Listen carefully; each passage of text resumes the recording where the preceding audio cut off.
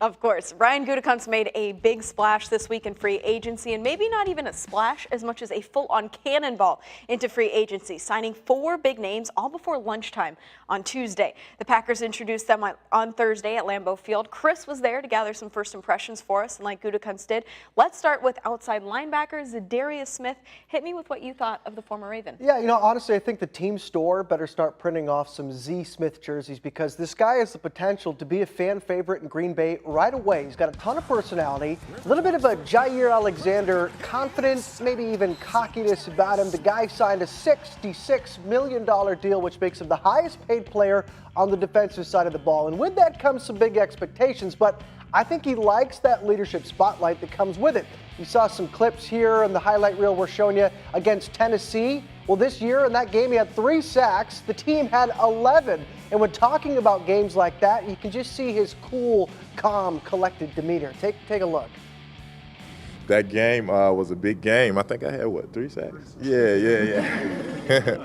But nah, it was awesome, man, to experience that because I think we broke a record. And that was big for our defense and for our team as a whole.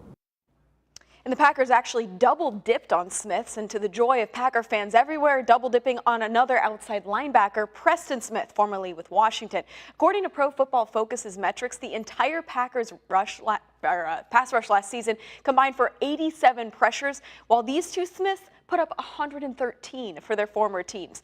What were some of your takeaways, Chris, from the second Smith, Preston Smith's introductory section? Very different guy, actually, than Zadarius. Much more reserved, maybe a bit more shy. I was actually talking to somebody who covers the Redskins, and they basically described him as somebody who shows up in spurts. He might go a few games where he makes a big impact, then he kind of just disappears for a little while. And what Packers fans are going to like most about this guy is his ability to stay healthy. I mean, let's face it, if Nick Perry wasn't as prone to injury over the last couple of years, he'd probably still be here. Instead, they cut him loose. They bring in this guy who played every single game last year on over 80% of defensive snaps. At his position, that's really tough to do. So consistency is a big part of the guy's game, even if he isn't putting up big numbers. And then a year after submitting that offer sheet on Kyle Fuller last year, the Packers again sniped a secondary pickup from enemy territory, former Bears safety Adrian Amos, now wearing green and gold, but he came to Titletown decked in red. Let's see that swaggy suit. So if you're going off this alone, he had to leave a solid first impression, right? Yeah, look at that thing. Amos definitely gets the award for best dressed. He's as sharp as this cheddar cheese we got here. A little slow swag to his wardrobe, and I think fans are hoping to see a little bit of that swag on the field as well. It's kind of crazy to think about this, Kelly, but in a workaround fashion, the Bears and Packers essentially just swapped their safeties. Clinton Dix, who came over from Washington now, is back in Chicago. Adrian Amos from Chicago to Green Bay. And I think even Amos himself, a little bit shocked about it. He said Green Bay made it well known they wanted him, and clearly more so than Chicago did, because the Bears are happy to just sign a cheap one-year deal and take a risk on a guy like Clinton Dix, while the Packers willing to invest in what they think could be the solution at safety for a pretty big price tag. Another solution maybe for another big price tag. Last but not least, former Broncos offensive lineman Billy Turner. This one, I think, was the move that surprised me the most, not because it wasn't a position of need, but because of the amount of money they're dishing out to him. 4 years, $28 million.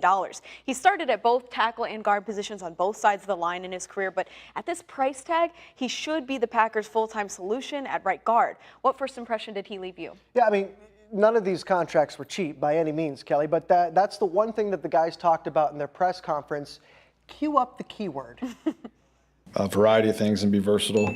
We are both versatile players. Versatility. I mean, like you said, my versatility. Yeah, that's right, versatility, the little word that every guy used to describe their game.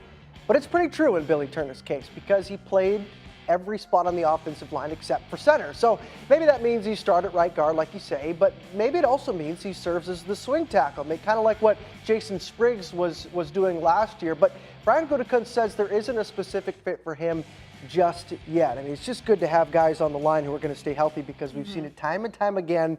Guys get hurt and you need people to step up and take their spot. Packer fans are definitely familiar with that. And speaking of fits, of course, there's still a couple Packer free agents still yet to sign anywhere. Clay Matthews, Randall Cobb, Bashaud Breeland, Muhammad Wilkerson. So we'll see how all those puzzle pieces kind of fit together this offseason. We'll just sit back, relax, and enjoy some Parmesan as we watch the offseason roll on.